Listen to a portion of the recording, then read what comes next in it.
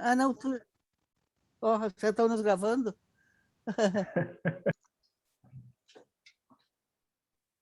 Brohim Abaim, sejam todos bem-vindos ao grupo de estudos Judaísmo para Todos, da CIBRA, Baruch Rabá Moreta Lema. Bendito Adonai, que ensina a tua Torá a teu povo de Israel. Bendito és tu, Adonai, Rei do Universo, que nos escolheu dentre todos os povos, dando-nos a sua Torá.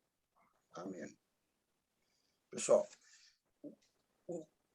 o tema de hoje, tá, me lembrou uma piada. Eu primeiro vou contar uma piada para iniciar a apresentação do tema. Olha só.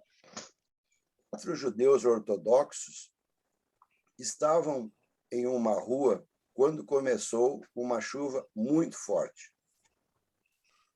Os rapazes de chapéus e barbas compridas correram para o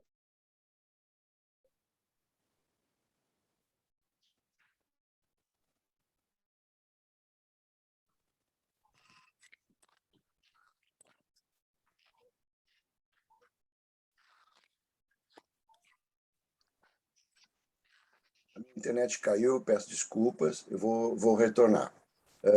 Os rapazes com chapéus e barbas compridas correram para o único lugar aberto, uma igreja, onde entraram para se abrigar da tempestade e sentaram na primeira fila. Ali, algumas noviças estavam a ponto de fazer os votos de pobreza, obediência e castidade, exigidos pela ordem na qual estavam ingressando. Vestidas com túnicas brancas, aguardavam que o bispo iniciasse a cerimônia. Após o grupo se sentar, a Madre Superiora dirigiu-se aos rapazes. O bispo e eu estamos honrados por vocês desejarem compartilhar essa experiência conosco. E são bem-vindos à cerimônia, onde as noviças farão o casamento com Jesus. Mas vocês se importam se minha curiosidade me dominar e eu lhes perguntar por que vieram? Nesse momento, um dos rapazes respondeu: nós somos da família do noivo. E aí é sobre isso que vai ser o encontro de hoje. É sobre o livro que o Moreta Lema escreveu, que se chama Sobre os Judeus, e Jesus também era judeu. Autor, Moreta Lema. Moreta Lema, professor de educação física, yoga e biodança. Sua longa trajetória na comunidade judaica de Porto Alegre inclui movimento juvenil, Marron, Aliá, israelita brasileiro, e sinagogas como ativista cultural e educador. Ministra aulas de yoga e biodança, bio-yoga, judaica na CIBA, desde 2018. Então, com a palavra, nosso querido Moreta Lema, eu vou autorizar aqui a compartilhar a tela.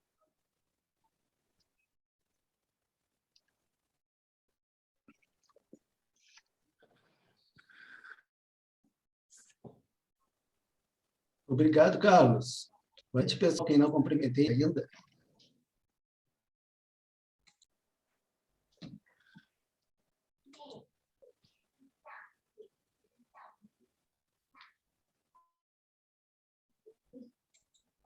Lizé.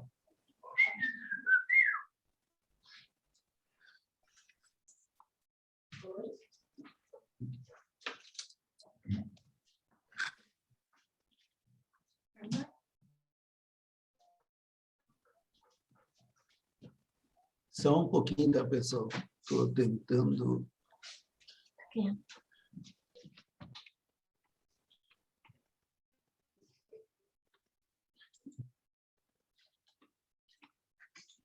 Bom, pessoal, então, nós vamos começar e a piada Carlos já serviu para a gente relaxar. Pessoal, recebi o professor Carlos com muita satisfação. E é sempre um desafio a gente estar se desafiando, né, para a mensagem da melhor forma possível. Mas um tema que eu naturalmente me interesso desde os 13 anos, 12 anos, né? E que eu fiz bar mitzvah, que eu estudei no colégio israelita, e desde então venho estudando, como vocês sabem, venho estudando o tema da identidade judaica.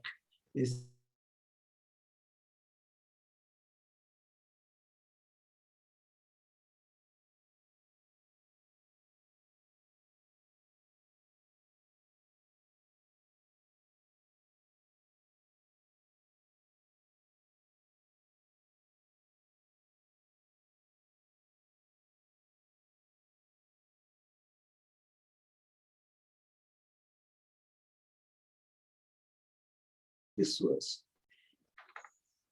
E é claro, estão escutando direito? Então, né? Sim. E é claro que eu ia abordar o tema de Jesus, porque Jesus é o maior personagem da história.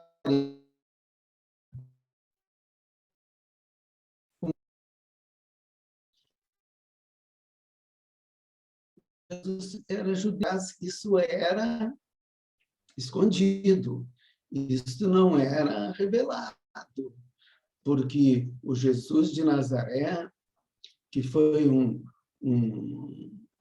uma pessoa que viveu naquela época e que acabou virando Deus, ele nasceu judeu, viveu como judeu e morreu como judeu. Só que, hoje em dia, esse conhecimento ele já é aceito pelas igrejas, mas ele não é repassado para a base. Ele fica naquela cúpula, porque a de teologia tem no Brasil, talvez o Denis até possa me atualizar, eu vi um dado de 2018, tem 130 faculdades de teologia no Brasil. Então, para vocês verem como esse tema, só no Brasil, 130, como esse tema é exaustivamente estudado. Hoje em dia se sabe cada vírgula, cada suspiro, cada passo que Jesus deu. Se estuda isso a fundo. E já é uma, eu digo unanimidade, mas a palavra unanimidade não é exatamente a que eu quero achar. Mas vou deixar assim, já é reconhecer que Jesus era judeu, já é unânime. Só que fica muito difícil para os cristãos reconhecer a judaicedade de Jesus, porque afinal é o Deus cristão, porque o Jesus ele era teocêntrico, isto é, ele chamava Deus de Abba. Mas o cristianismo ele não é teocêntrico, ele é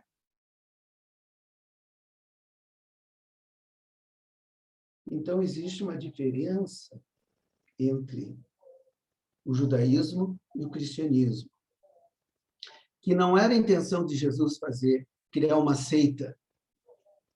E essa seita, com o Paulo, se tornou universal, porque o Paulo extinguiu a circuncisão e outras leis para tornar o judaísmo acessível para os outros povos. Só que o judaísmo, então, se expandiu, o cristianismo se expandiu de uma forma tão rápida que superou o judaísmo. E o cristianismo está para o judaísmo, assim como o budismo está para o hinduísmo, uma seita que saiu daquela religião mais primitiva e se expandiu. Então, eu escrevi esse título exatamente para esclarecer um pouquinho desse tema de quem foi Jesus de Nazaré. Então, vamos começar. Na história do judaísmo, esses foram os 7 maiores profetas. O primeiro foi Abraão, que disse: só existe um Deus, apontando para os céus. Na verdade, Abraão, ele é chamado de patriarca, mas ele também pode ser considerado um profeta. O segundo foi Moisés, o maior de todos os profetas, que disse: Deus é a ética, é o bem, apontando para a sua cabeça. O terceiro foi Jesus, que disse: Deus é amor, apontando para o seu coração. O quarto foi Spinoza, que disse: Deus é a natureza, apontando para toda a terra. O quinto foi Marx, que disse: tudo é capital, tudo é o trabalho, apontando para o bolso. O sexto foi Freud, que disse: tudo é sexo, apontando para a pelvis. E, finalmente, chegou o Einstein, que disse: tudo isso é relativo, apontando para todos os seres. Então, eu escolhi esses 7 profetas para contar um pouquinho da história do judaísmo, para não ficar uma história insípida. Vou acompanhar, então, essa ordem aqui estabelecida dos 7 profetas. Eu acredito que o judaísmo ele tem 2 aspectos. Um é que Deus ele faz parte da história, né? Deus ele não intervém na história, mas ele intervém através dos profetas. Ele não é um Deus da natureza, é um Deus transcendental, panenteísta. E a outra dimensão de Deus, da imanência, que veio com Spinoza, já mostra um Deus onde não existe, em um ser humano, onde não existe separação entre o corpo e a alma. Mas vamos começar com Abraão. Mas antes disso, só para localizar como esse livro foi escrito para os não-judeus, os não-judeus têm uma visão muito equivocada do judaísmo, acreditando que os judeus são um povo numeroso. Mas não, como nós sabemos. Os judeus são 14 milhões no mundo, 97 mil no Brasil e 12 mil no Rio Grande do Sul. O que é 12 mil no Rio Grande do Sul? 3 mil famílias. Então, somos muito poucos. Na verdade, o judaísmo é um povo de sacerdotes. Essa é uma das definições do judaísmo na Torá. Am Kadosh Goi Kadosh, um povo sagrado, uma nação de sacerdotes, né? Os judeus são uma nação de sacerdotes. E eu acho que quem acabou divulgando o judaísmo pelo mundo foi o cristianismo, que era filho do judaísmo.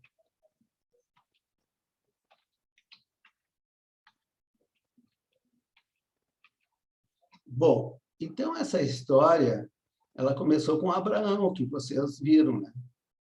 O Abraão, então, ele fez um longo trajeto. Saiu aqui, de Ur, né, no sul do Iraque, e recebeu um chamado divino que dizia para ele assim: Lech Lechá, vai para a terra que eu te indicarei. E lá te tornarás um povo numeroso. Aí o Abraão, o peregrino, né? Peregrino Abraão, um arquétipo do peregrino, ele fez todo esse percurso que a gente chama do fértil crescente entre os rios Tigre e Eufrates, passando pelo Iraque, passando pela Síria, né? Aqui na nascente dos rios Tigre e Eufrates, vindo pelo Rio Jordão, foi até o Egito, Rio Nilo, e depois voltou para Beersheba. Esta foi a jornada de Abraão. E Abraão, como vocês sabem, ele é o primeiro monoteísta. Ele teve essa intuição maravilhosa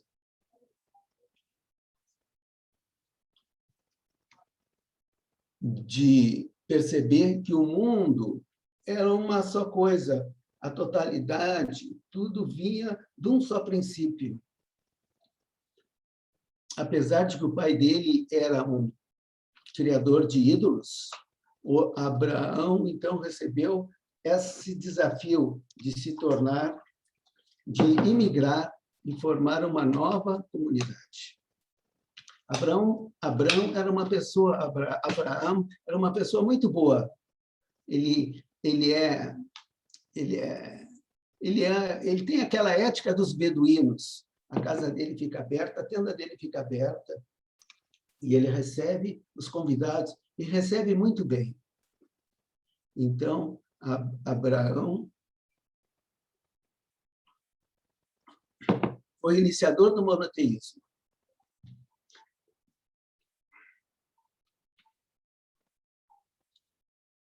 Isso por volta, a história de Abraão, por volta de 2000, 1800 antes de Jesus. Já por volta de 1200 antes de Jesus, aqui acontece o nosso segundo profeta, que foi Moisés. Moshe, considerado o maior de todos os profetas, porque ele tinha uma intimidade com Deus que nenhum outro profeta conseguiu, porque ele falava com Deus face to face, panim el panim. E a história de Moisés, todo mundo sabe, em princípio, e depois da libertação, né? Depois que ele conseguiu a libertação, também ele recebeu essa missão. Todos os profetas, na realidade, eles cumprem uma missão, eles fazem uma jornada. E Moisés é o grande libertador. Moisés que fez a libertação social dos escravos. E ele instituiu uma legislação ética, uma legislação, princípios éticos, para que o povo pudesse se conduzir de forma adequada para atingir seus objetivos. Aí, depois da travessia do Mar Vermelho, ele tinha duas opções. Ele podia vir lá por cima, que não é muito longe, eu acredito em 2 semanas, ele conseguiria, um mês, ele conseguiria chegar em Israel, com os Bnei Israel. Mas ele sentiu que aquela geração de escravos não estava preparada para enfrentar os desafios que eles teriam que enfrentar.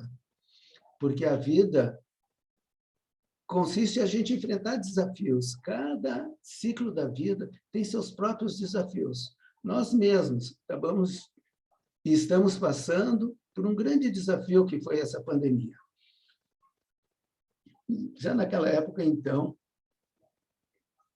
Moisés teve esse grande desafio de atravessar o deserto, mas ele optou, então, fazer essa segunda trajetória aqui, exatamente para nascer uma nova geração. 40 anos durou essa caminhada. E no Monte Sinai, aqui, no Monte Sinai, ele transmitiu as tábuas da lei, que são os 10 mandamentos. Né? Os 10 mandamentos, então, um grande avanço civilizatório. Né? Porque como é que os povos mais primitivos viviam? Com muita barbárie, com muito sacrifício humano. E Moisés, então, instituiu uma ética baseada na preservação e na valorização da vida. A vida é sagrada e os princípios éticos que Deus instruiu Abraão para transmitir é aquele da preservação e da manutenção da vida, porque a vida é sagrada. E disse para o povo: vocês serão santos porque eu sou santo. Então, deu uma missão para o povo judeu de ser um povo santo, um povo de sacerdotes, um povo sagrado. E assim instituiu a Torá, que serviu de fundamento até hoje para o judaísmo, né? A Torá é um fundamento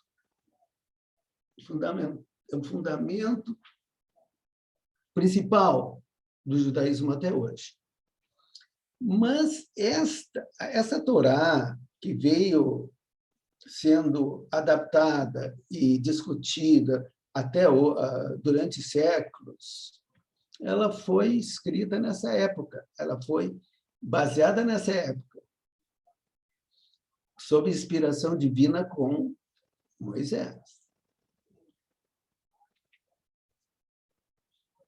Então, o segundo profeta,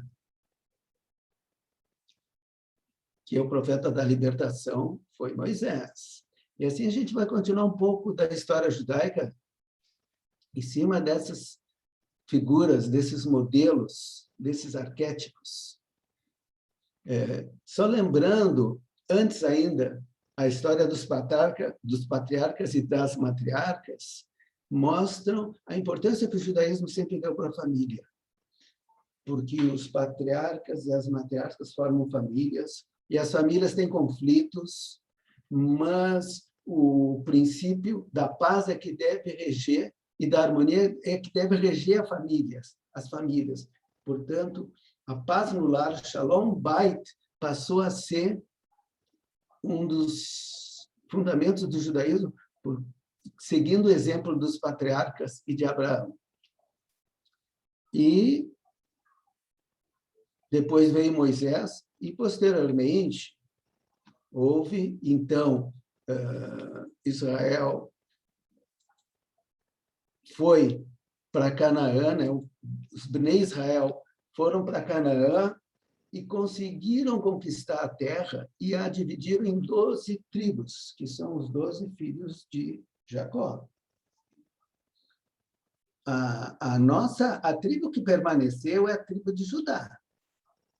As demais tribos desapareceram. Durante muito tempo, teve ainda a tribo de Israel.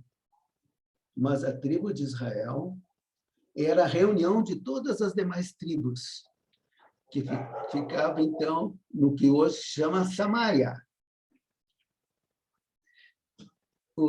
Denis, os que não sabem o nome da Samaria, eles chamam Samaria, mas essa Samaria, Arei Shomron, né? Vem de Shomron, Samaria. E depois se extinguiu. Por que se extinguiu? A tribo de Israel ficou só a de Judá. Aqui, ó, Judá e Israel. Judá aqui, Arei Yehudá, é o que hoje é a Cisjordânia, né? E Arei Shomron, aqui em cima, Samaria. Arei Yehudá e Arei Shomron. Essas eram as duas tribos que permaneceram.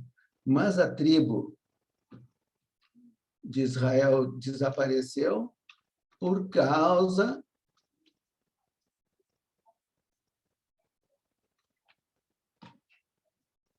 no ano 722 antes de Jesus, da invasão assíria. O Império Assírio, isso que nós estamos vendo aqui. Então, invadiu e se expandiu e invadiu toda essa região oeste do Mediterrâneo, que corresponde também, aqui a Síria, ó, corresponde à cidade de Nínive, de Assur. Aqui embaixo está o rio Eufrates, o rio Tigre. A cidade de Nínive, que ficou conhecida porque ela era aquela cidade onde o profeta Jonas recebeu a missão de levar o recado de Deus, né? Então, os assírios, um povo guerreiro, conquistaram toda aquela região e destruíram a tribo de Israel, né? Destruíram a tribo de Israel em 722 e destruíram o primeiro templo. que o primeiro templo foi construído por Salomão. Então, antes, lá por volta do ano 1000 até o ano 900, se construiu o primeiro templo, foi a época de ouro de Israel, que foram os reinados de Saul, Davi e Salomão. Mas depois, então, e aí que aparecem os profetas. Lembram que no início do nosso grupo aqui, eu falei sobre os profetas. Os profetas são daquela época. O Império Assírio, então, destruiu o primeiro templo.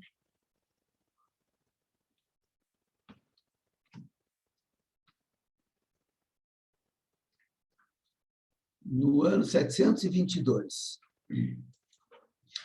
Como eu disse para vocês, grandes impérios invasores destruíram Israel. Grandes e pequenos. Grandes e pequenos. Por quê?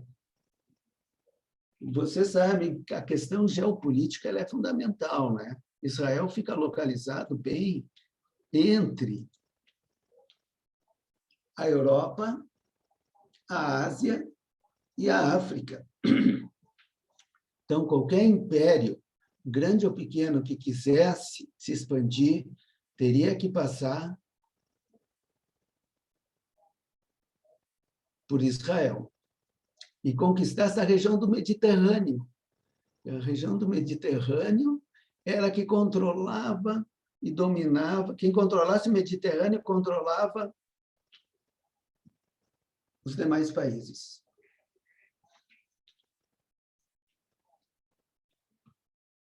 Nós estamos chegando em Jesus. Estamos chegando em Jesus, nós vamos para o terceiro, né, profeta. Primeiro vieram os assírios, depois vieram os babilônios, depois vieram os persas, depois vieram os gregos. Já estamos chegando nos romanos. Tudo isso levou 1000 anos, né? Durante 1000 anos, o povo judeu criou uma cultura, uma civilização na terra de Israel.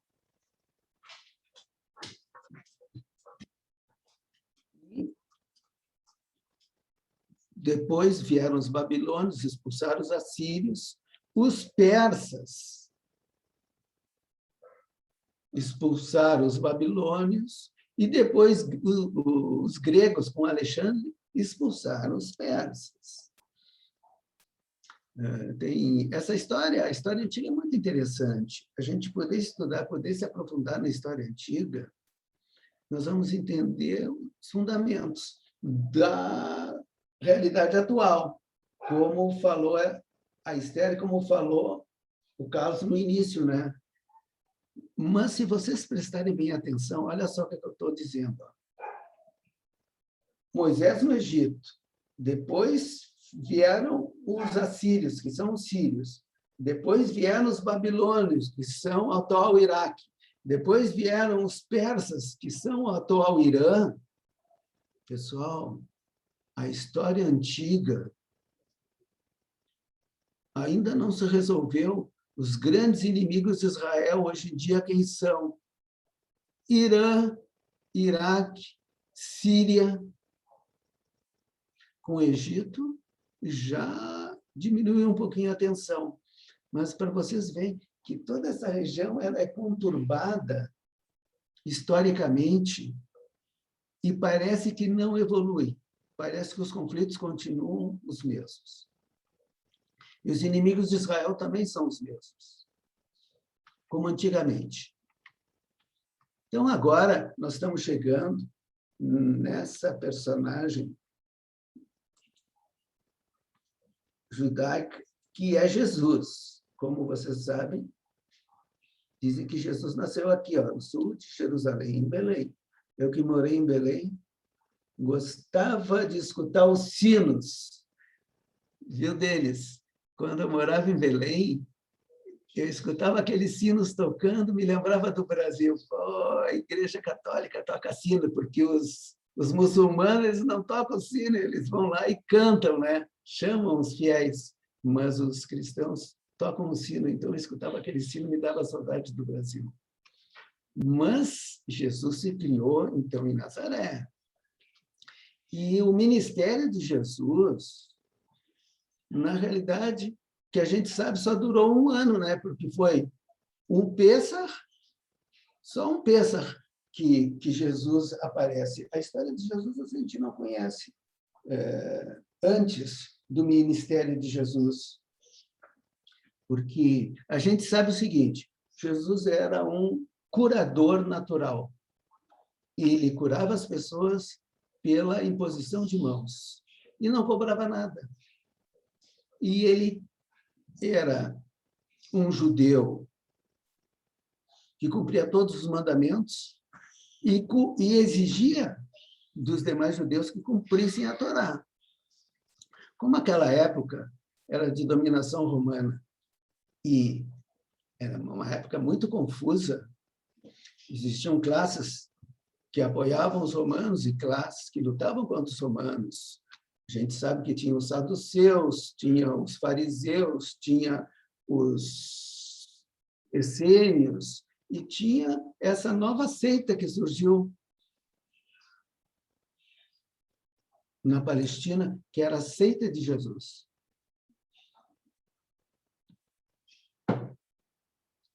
Aí, quando Jesus desceu de Nazaré,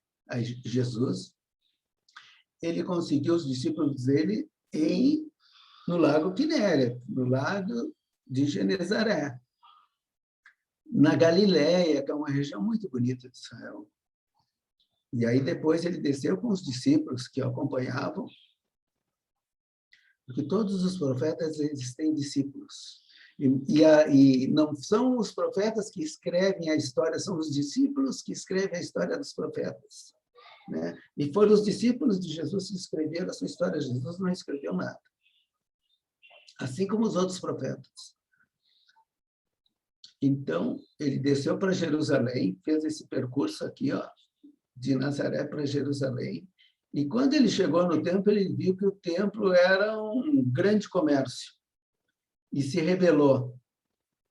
Só que, nessa rebelião, ele traçou o destino dele. Porque ele ele fez sucesso, né? Jesus ele tinha muitos discípulos, eram discípulos judeus. Se Jesus não fosse uma ameaça ao Império Romano, ele não seria morto. Mas como eles... porque os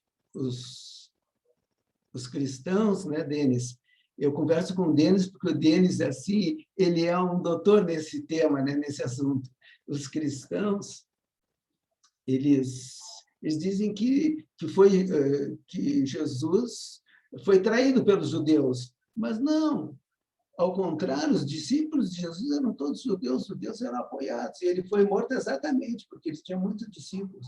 E foi escrito na cruz: Jesus, Rei dos Judeus. E essa inscrição na cruz não foi só de um evangelho, foi os 4 evangelhos falam a mesma coisa. E é muito difícil, no Novo Testamento, os 4 evangelhos concordarem em um tema. E nesse tema, todos os 4 concordam. Inri, Jesus Nazarenos, Rex Yehudim. O Jesus de Nazaré é o rei dos judeus. Jesus, então, ele representava uma ameaça para o Império Romano, porque ele tinha muitos apoiadores judeus.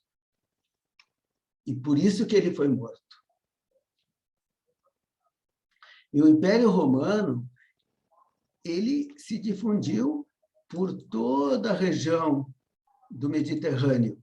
Aqui está o Mediterrâneo. O Império Romano chegou em Portugal, na Espanha, chegou na França, na Macedônia, na Grécia, chegou na Turquia, desceu, chegou em Israel e assim avançou.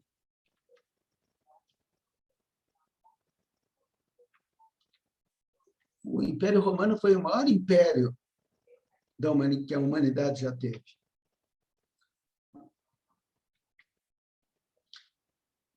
E os romanos substituíram os gregos lá pelo ano 27, 26 antes de Jesus.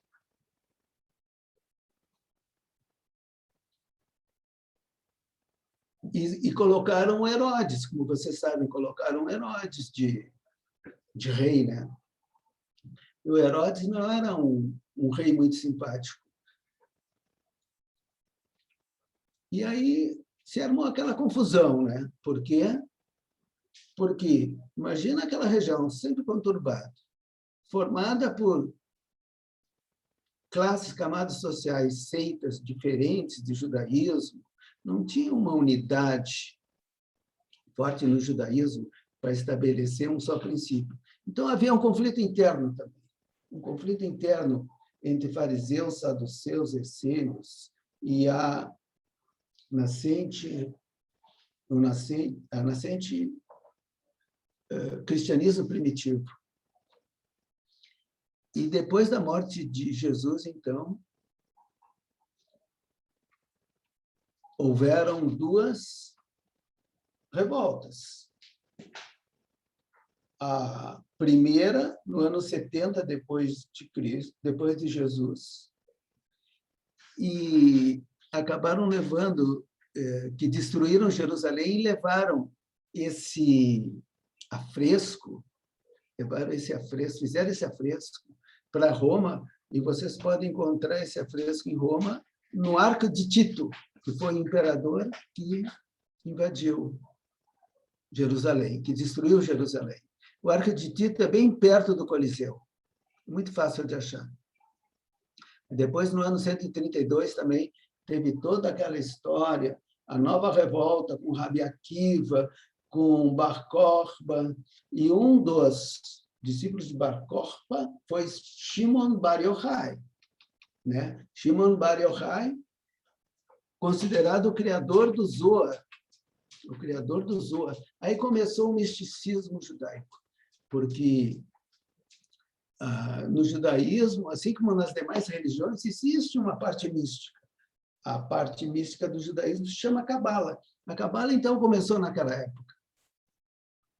E naquela época também, bem mais tarde, aliás, começaram as cruzadas. E as cruzadas foi a maior catástrofe para os judeus, né? Porque os cruzados eles saíam da Alemanha, da França, da Inglaterra e iam em direção a Jerusalém. E por onde eles passavam, eles saqueavam os judeus. Então, não houve geração de judeus na história que não passou por perseguição. Aqui, então, nós temos um painel sobre as cruzadas.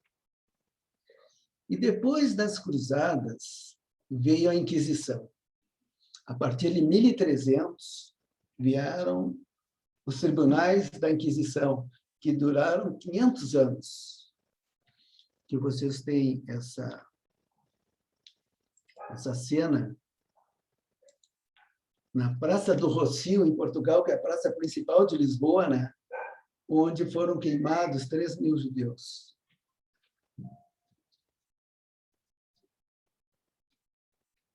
Agora nós estamos indo na direção de Spinoza. Já vimos 3 profetas. Vimos Abraão, Moisés, Jesus. Agora estamos indo na direção de Spinoza. Como houve a expulsão dos judeus da Península Ibérica, os judeus se dirigiram, então, para o leste, para os países árabes, para a Turquia, para a Holanda e para a Europa Oriental. E junto com aqui ainda é a Inquisição, né? 3.000 judeus massacrados em Portugal. E o Lutero também. O Lutero, que criou a Reforma Protestante, né? Também, porque os judeus não o apoiaram, também se virou contra os judeus. Esse é um livro do Lutero, escrito, cujo título é Os Judeus e Suas Mentiras. Aí, então, que começa a história do Spinoza. Na verdade, Spinoza foi o primeiro cabalista depois do Shimon Bar Yochai. Porque o Spinoza, ele recebeu uma educação judaica, ele sabia hebraico, e ele nasceu na Holanda, de família portuguesa, expulsa da Inquisição. O Spinoza, então, ele era um livre pensador e escreveu o livro mais famoso do Spinoza, chama-se A Ética. E a Ética, hoje em dia, ela é um livro muito reconhecido nas universidades como um livro fundamental de filosofia. E o que o Spinoza dizia? Que aquele Deus transcendente do judaísmo, ele também tinha presença na Terra, também era imanente, não era só transcendente, também era imanente, porque Deus, ele é onipresente. Ele é onipresente. E se chamou, então, a filosofia de Spinoza, Baruch Spinoza, de panteísta, mostrando, assim, que Deus siva natura, Deus como natureza, né? Deus como natureza. E, na verdade, todo esse movimento cabalístico dos judeus sefaradim foi indo da Espanha para a Holanda, depois foi parar em Tzfat, onde teve o Rabino Luria, que criou as ideias de Devekut, de Shekhinah, de Tikkun Olam, isto é, da presença divina de Deus na Terra, desmanchando aquele antagonismo, aquela distância entre o céu e a terra, dizendo que o corpo e a alma é a mesma coisa. Tá? São feitos do mesmo material, da mesma substância. E como é que a gente pode ver isso? No nome de Deus. Que o nome de Deus é Yud, Rei, Vav, Rei. Foi o nome que Deus disse para Moisés no Monte Sinai. O que é o Yud? É a nossa cabeça. O que é o Rei? São os nossos braços. O que é o Vav? É a coluna. E o que é o Rei, Sophie?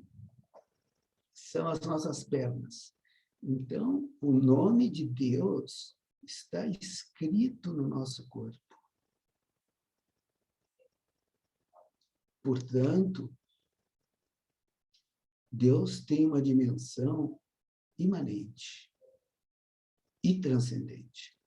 Só que o Spinoza, como livre pensador, como todos os outros que vocês vão ver, os próximos profetas, eles foram sempre muito contestados. Spinoza, por ser um livre pensador, ele foi declarado, ele foi expulso do judaísmo. Foi expulso do judaísmo. Herem é uma expulsão, é a pior coisa que pode acontecer. E, pasmem, até os pais de Spinoza foram contra ele. Apoiaram o Herem, a expulsão de Spinoza. E, mesmo assim, Spinoza continuou nos seus estudos. Ele recebia indicações para ser premiado, homenageado, recebeu convites para trabalhar em faculdades famosas e negou. Sabe por quê? Porque ele ia perder a independência de livre pensador dele. Então, Spinoza também foi um gigante dentro do judaísmo. Por isso que eu considero Spinoza um grande profeta. Porque ele começou com essa história da Cabala, da mística judaica. E outro que continuou com a Cabala e com a mística judaica foi o Baal Shem Tov, que criou o Hassidismo, 1700 a 1760. O que acontecia naquela época? O judaísmo era muito intelectual, só dos eruditos, só quem tinha grandes conhecimentos podia adentrar no Pardês. O que é o Pardês?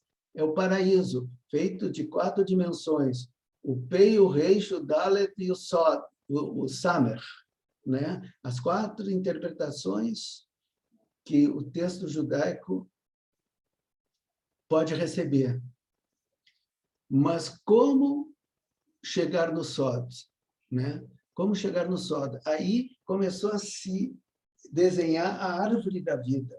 O Pardês, o símbolo do Pardês é a árvore da vida. E a árvore da vida, então, na Cabala, é onde estão os atributos de Deus. E se o ser humano quer evoluir, ele vai percorrer os caminhos que levam a Deus, se identificando com Deus, porque o judaísmo é imitatio Dei e negação da idolatria. Só que o Baal Shem Tov, ele disse, não, todo esse papo aí é muito legal, mas como é que a gente aplica isso no dia a dia? Né? Como é que a gente aplica isso no dia a dia? Como é que o povão pode vivenciar tudo isso? Aí ele criou o hassidismo, que foi muito antagonizado pelos rabinos, mas o hassidismo criou raízes. E o seu bisneto era Nachman de Bratslav. E Nachman de Bratslav continuou esta tradição hassídica. E uma das frases deles, como eu já disse outra vez, é Mitzvah Gdolá, Liot Tamid Besimcha. É uma grande mitzvah estar sempre alegre. E essa filosofia prática, que é o hassidismo, então valorizou a música, a dança, valorizou o dia a dia, o cotidiano, como manifestações da presença divina. Aí, então, nós estamos chegando agora no próximo profeta, chamado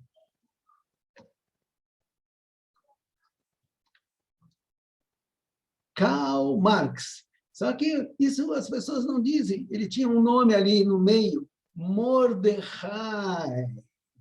O Marx era um Mordecai. O pai dele tinha se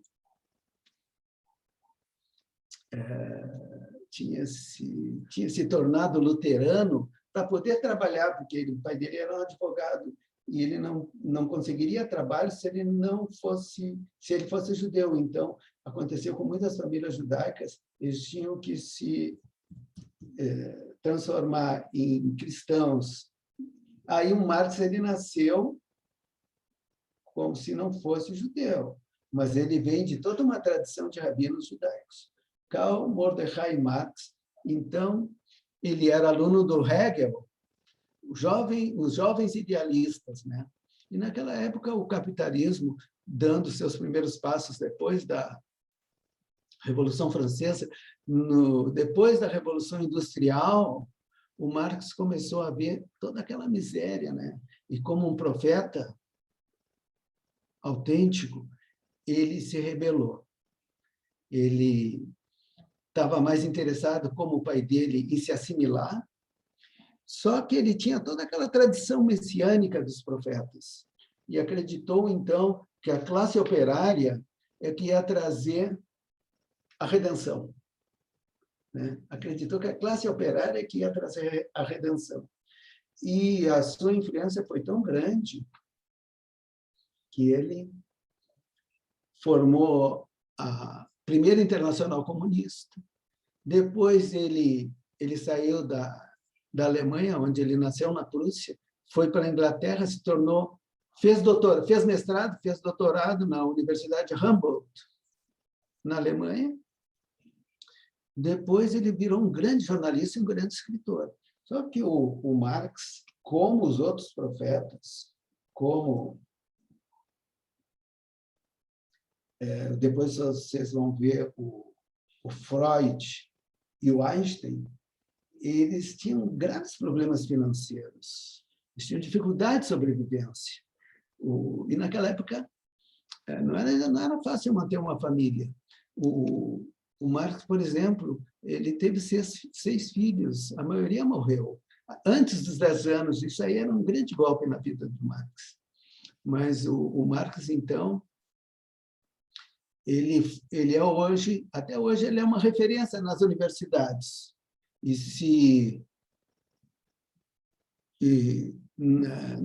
No Ocidente, digamos assim, nas grandes universidades europeias, americanas e brasileiras, o marxismo continua sendo a filosofia dominante. Porque o Marx criou um dos baluartes da sociologia e criou, junto com o Durkheim e com o Weber, a sociologia científica, a ciência da sociologia. É claro que, quando eu coloco Marx como um profeta, eu não estou defendendo o marxismo, né? Até porque Marx também não foi marxista, né? O Marx, ele acreditou no trabalho dele, mas ele acreditava que o socialismo ia vir depois do capitalismo. Só que o Lenin apressou a história, né? O Lenin colocou o socialismo no país europeu mais atrasado que tinha, que era a União Soviética, e deu no que deu. Então, eu considero também o Marx um dos grandes profetas. Por quê? Porque qual a diferença entre um profeta autêntico e um falso profeta? Como é que tu sabe a diferença? O profeta verdadeiro, ele fala o que ele tem que falar, seja para quem for.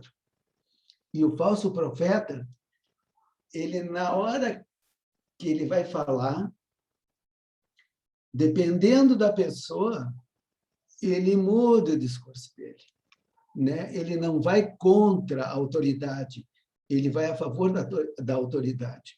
Isso aconteceu logo um pouquinho antes com Shabbatai Tzvi. Shabbatai Tzvi foi um falso profeta por volta do ano 1666, e ele mobilizou grandes massas judaicas. Só que o Shabbatai Tzvi, esse falso profeta, ele era bipolar, e ele tinha um mestre, que era o Natan de Gaza, que era um rabino, né? Rabino Natan de Gaza. Então, quando ele estava na fase maníaca, ele era excelente Shabbatai Tzvi, mas de vez em quando ele caía na depressão, porque a bipolaridade é uma doença depressiva, né? E aí nem o Natan de Gaza conseguia reanimá-lo, né? E ele acabou sendo preso pelo sultão da Turquia como é que se diz a palavra? Se transferiu, não. Vou pedir ajuda aqui dos universitários. Ele Converteu? Converteu. Obrigado, Denis. Ô, Denis, tu é a minha salvação, Denis. Às vezes a gente está aqui no meio dando a palestra e falta aquela palavra certinha, né? Mas aí por isso que eu aprecio a tua presença aí, que tu me ajuda, que tu é um especialista. Se converteu ao islamismo e as massas judaicas ficaram o Deus dará. Também naquela época começaram o que se chamou de pogroms. Os pogroms são as perseguições na Rússia e principalmente dos cossacos, o cosaco que era o comandante era o Chmelnytsky, né? E era tudo feito pela Igreja Ortodoxa. Era tudo feito pela Igreja Ortodoxa. Os pogroms se tornaram muito comuns. E o pogrom que fez com que nós, judeus da Moldávia, antiga Bessarabia, viéssemos para a América do Sul, foi o pogrom de Kishinev, em 1902. Os pogroms eram coisas horríveis. Tudo isso que a gente está falando, todas essas perseguições, são realmente coisas assim, de uma crueldade indescritível. De uma crueldade indescritível. Eu estou chegando no final, tá, pessoal? Aí depois, continuando pela história, como chegando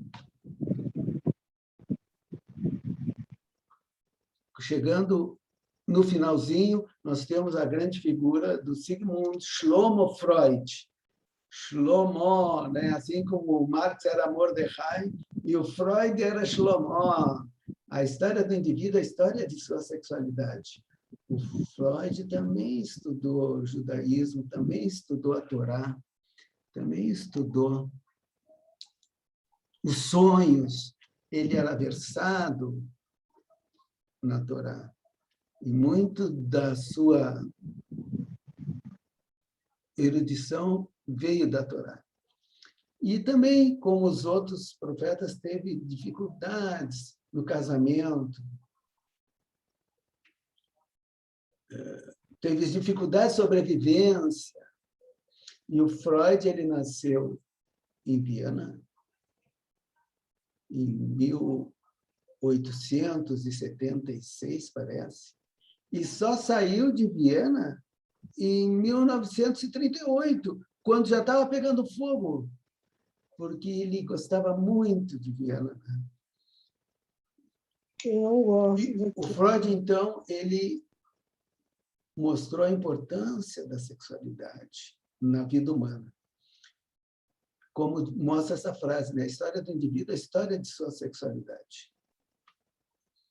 E, finalmente, o sétimo profeta, que é o Einstein, né? Que ele diz que tudo é energia.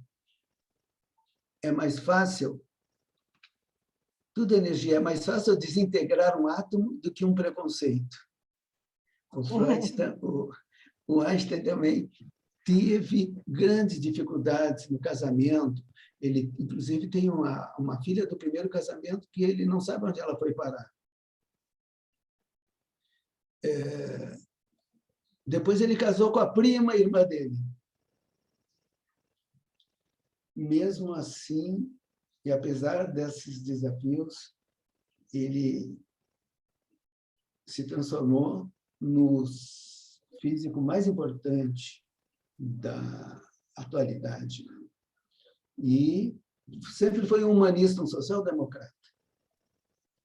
Para finalizar, então, tá? Eu só falaria nos novos profetas, que eu diria assim, são os profetas atuais, né?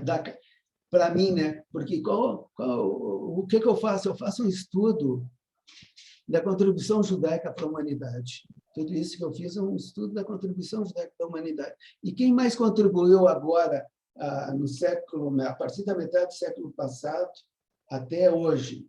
Começaria, então, com Viktor Frankl, da logoterapia, que vocês conhecem, é o psicólogo do campo de concentração. O Viktor Frankl, o Freud e o Adler viviam na mesma rua em Viena. Cada um criou uma linha. O Viktor Frankl é o sentido da vida. O Freud é a importância da sexualidade. E o terceiro S, do Adler, que é a compensação da superioridade.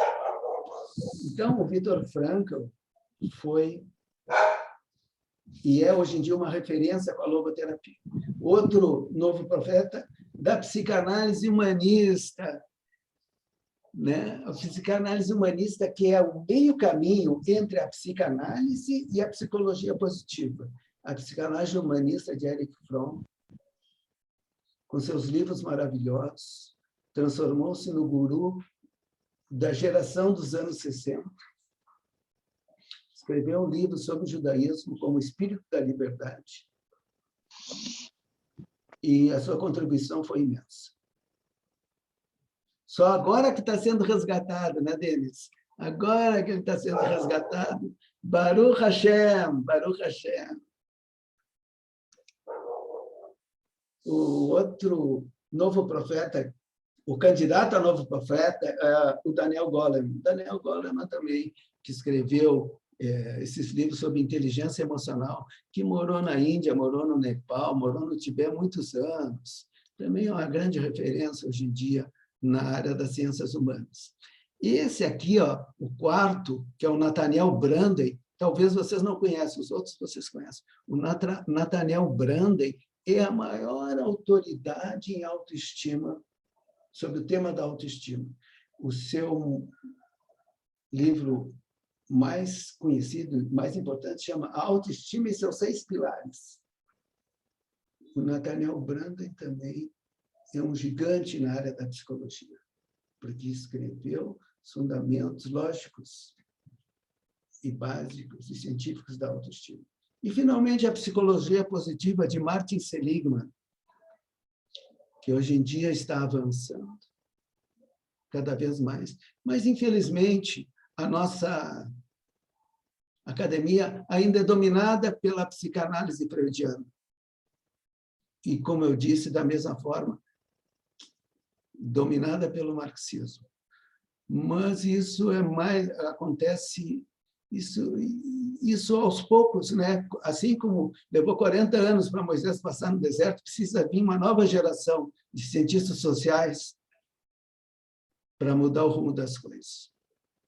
Então, Carlos, eu acho que eu vou finalizando por aqui, fazendo esse apanhado geral da história judaica, dos profetas, seguindo aquelas aulas iniciais que eu dei dos profetas antigos, dos grandes, dos maiores e menores, e agora voltei e agora fiz um apanhado geral da história judaica, de seus grandes profetas, até hoje em dia, quem eu considero verdadeiros profetas.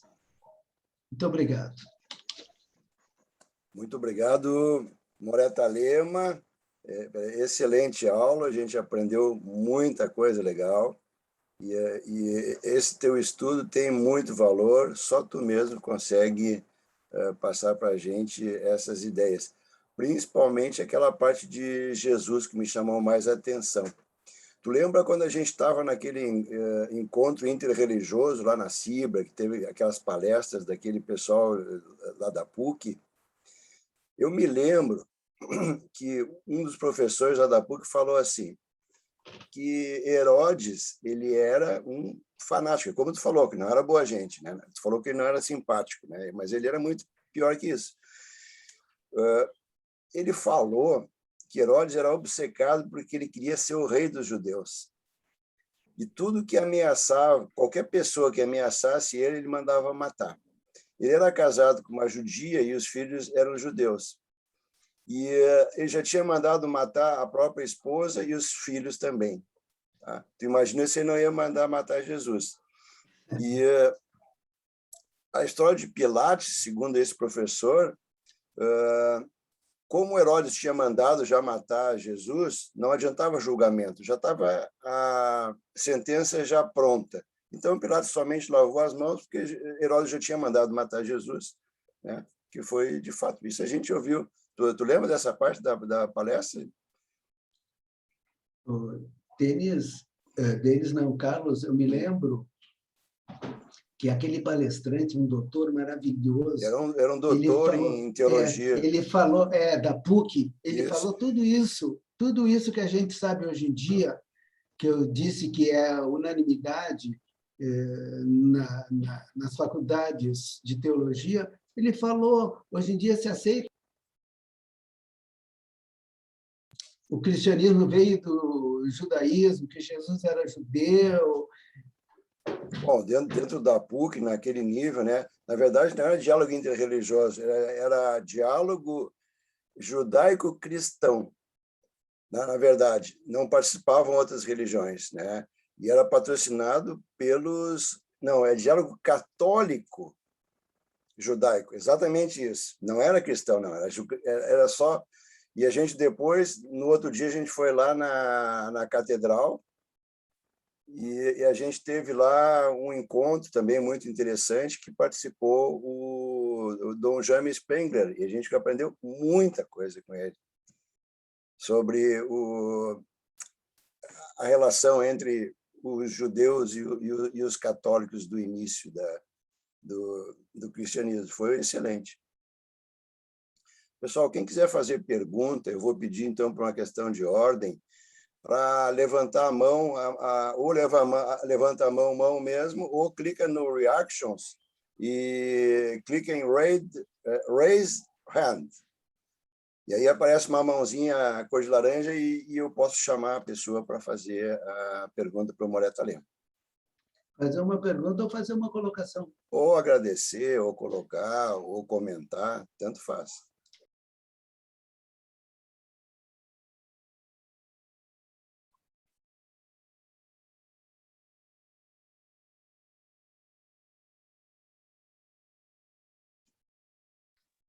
O Ismar levantou o dedo ali, ó. Ô, Ismar, por favor, Ismar. Eu vi. Por favor, Ismar.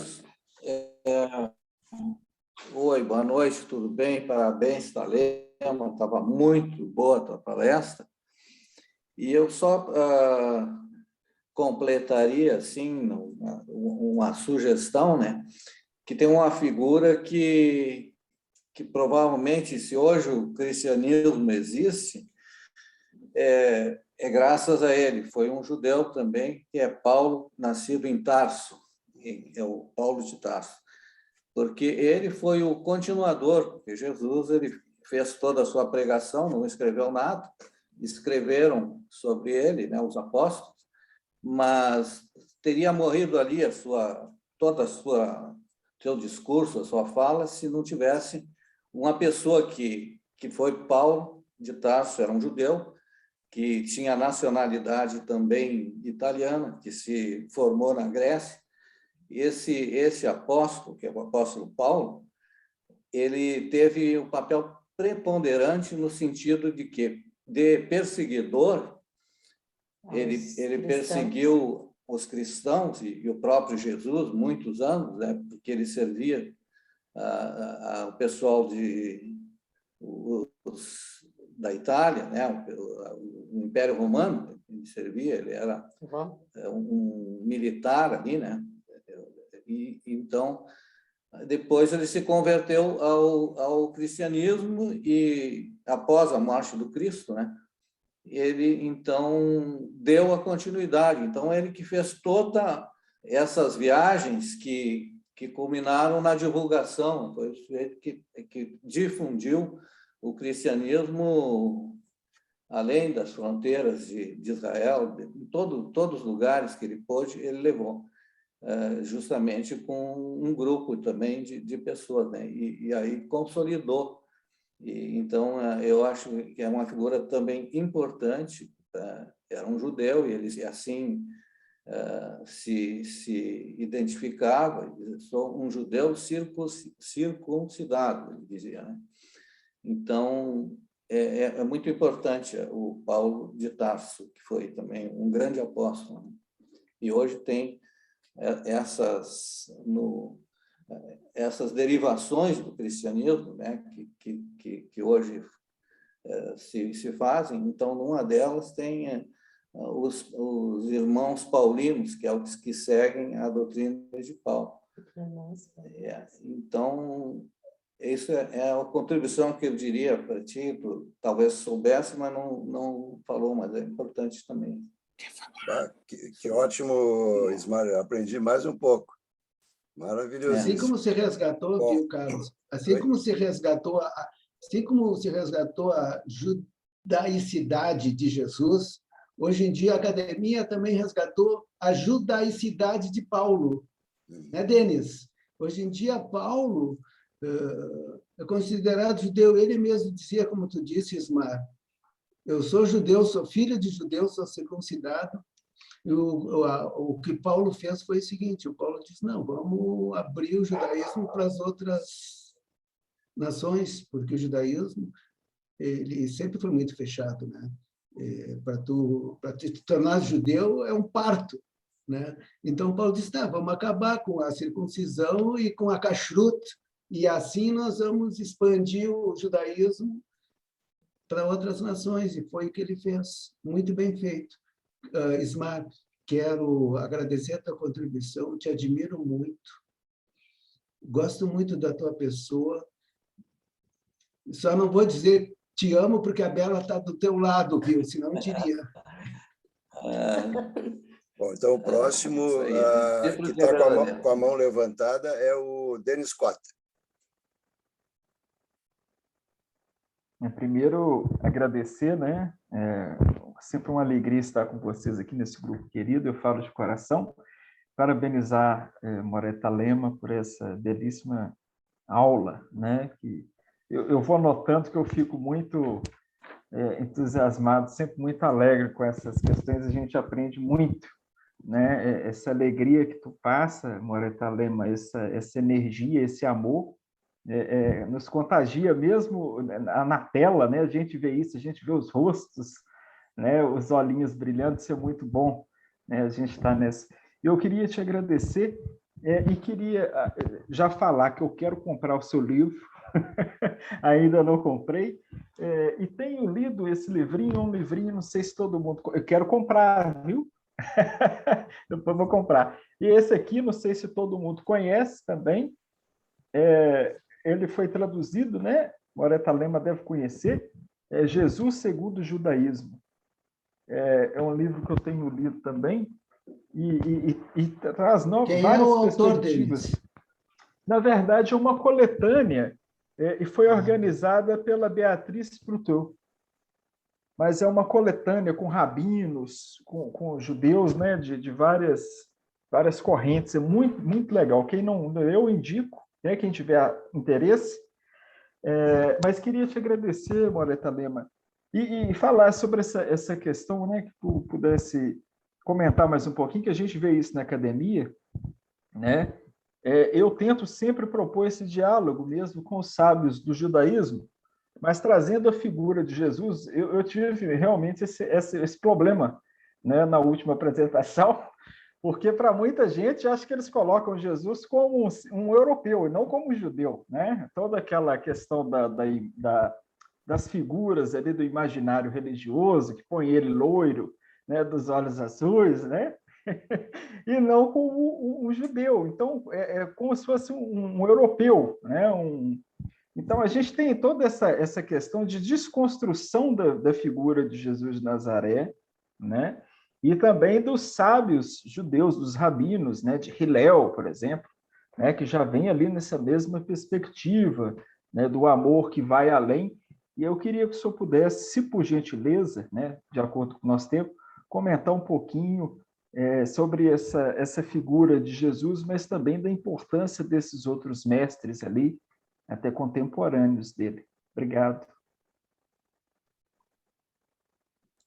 Naquela época deles, com Hillel, e depois com Rabi Akiva, já se definiu o judaísmo como amarás ao próximo como a ti mesmo, né? A frase mais importante do judaísmo é amarás ao próximo como a ti mesmo. E se tu analisar, isso não é, Carlos, tu até pode falar depois, nós vamos ter a Morá Tova, se tu analisar do ponto de vista cabalístico, Shema Israel Adonai Elohim, Adonai Echad é 13 na Gemátria. E 13 é mesmo o número de Ahavá. Então, Deus é amor. E o Yud Rei Vav Rei, que eu falei, é 26. É um duplo amor. Né? Nós somos amor e Deus é o duplo amor do ponto de vista da Cabala. E isso tudo começou naquela época, todo esse movimento de entendimento do que é a verdadeira essência do judaísmo. Beleza? Legal, Tarema. Tá, pessoal, temos mais tempo para mais 2, 3 perguntas.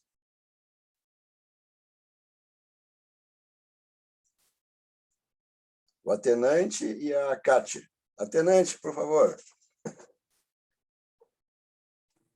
Começar abrindo o microfone. Boa noite, meus queridos. Boa noite, companheiros. tenente. Gostaria de conversar um pouquinho, de ouvir um pouquinho qual é a visão entre o conteúdo da lei de Moisés, da lei dada a Moisés pelas tábuas na sarça ardente, né? E a lei renovada trazida por Jesus. Como é que se enxerga isso no judaísmo? Eu tenho a minha visão, mas eu gostaria de ouvir um pouco. Jesus, como bom judeu, disse que a lei mais importante é "Ve'ahavta et Adonai Elohecha bechol levavecha bechol nafshecha bechol meodecha". Amarás ao teu Deus com todo o teu coração, com toda a tua alma, com toda a tua força, e ao próximo como a ti mesmo. Ele só resumiu o judaísmo de outra forma. Ok, na verdade não existe nenhuma revogação, né? Com essa leitura que tu trazes, não existe nenhuma revogação às leis de Moisés. Na verdade, o que ele faz é de uma forma sintética, dizer tudo aquilo que está dentro das tábuas da lei. É isso? Mateus. Queria te cumprimentar por esse trabalho tão gostoso que tu fizesse, nesse passeio na história, que coisa maravilhosa. Telema, eu já tenho te ouvido de vez em quando alguma manifestação, as tuas coisas são sempre sábias, né? Queria comentar que do Nathaniel Branden, né?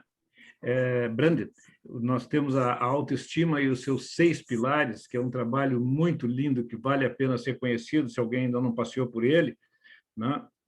E interessante, quando eu li posteriormente um outro livrinho gostoso para caramba, Os 4 Compromissos dos Toltecas, não sei se alguém já viu, esse livrinho está aqui, né?